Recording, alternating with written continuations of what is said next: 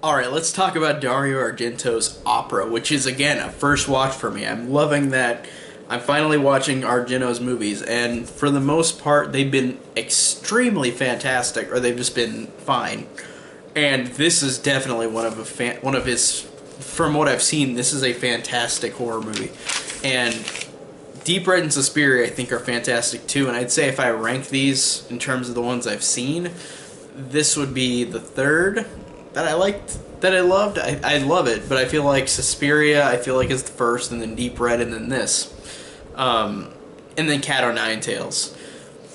And this movie, I think, in terms of how scary it is, and in terms of how visually pleasing it is, like all of his movies, this is one of the most top notch out of all his films, because this is truly one of the most terrifying ones.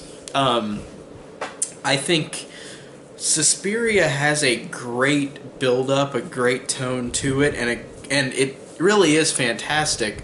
But when it gets to the ending, it wasn't as scary. But that doesn't mean it's bad at all. It's still a great ending. But Deep Red, I felt like had a really scary ending, or a scary movie overall too. But this one, in terms of how this character is tortured, this is truly the most horrifying out of all his films I've seen. Holy shit! Like this, though, like, and this is gonna be a spoiler video, so I'm gonna go to the ending basically and say that this killer who is following this woman, you realize that she has, like, her mother, who is this famous opera singer star. She had a lover who killed her and is obsessed with her now, with their daughter Betty, who is the main character in this movie.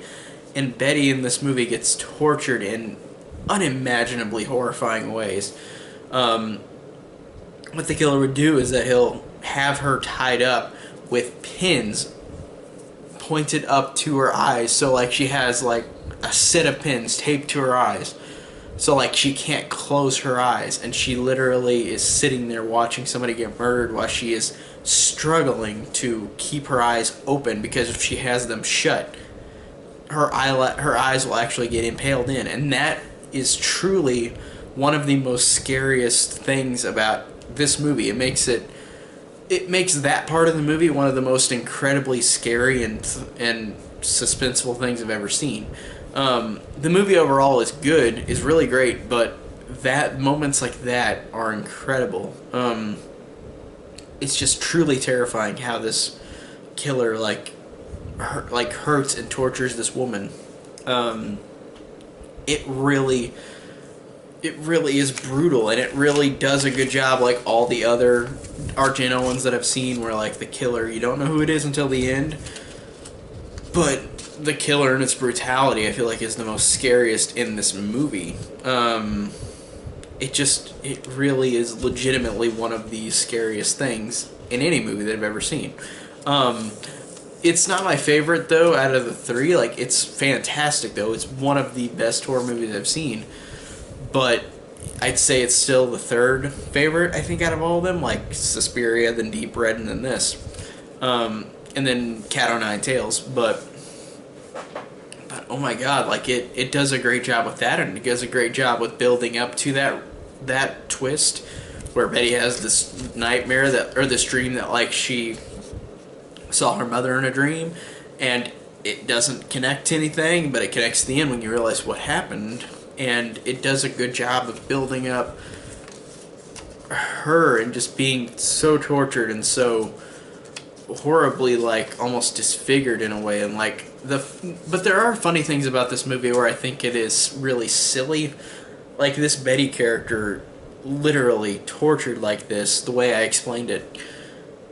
Every time she's not being tortured, she's happy and fine, which I thought was really silly.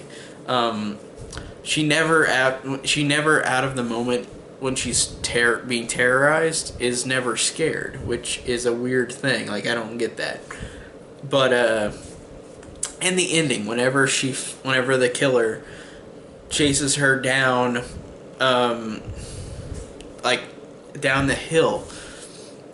Like he gets apprehended, but then like she is now happy about her life and just stares at the flowers, and the movie ends. And I don't know what to think about that. Like, it's not terrible, it's just really weird. But the movie does have a weird sense of, like, unrealism to it. Like, just how this character acts when she's not being tortured. She acts like she's a normal person. And I thought with torture like that, you would have not reacted like that after you were just tortured and watched somebody murdered in front of you. Like, I don't get why she's that fine whenever she, like, isn't being tortured. Like, it's so weird.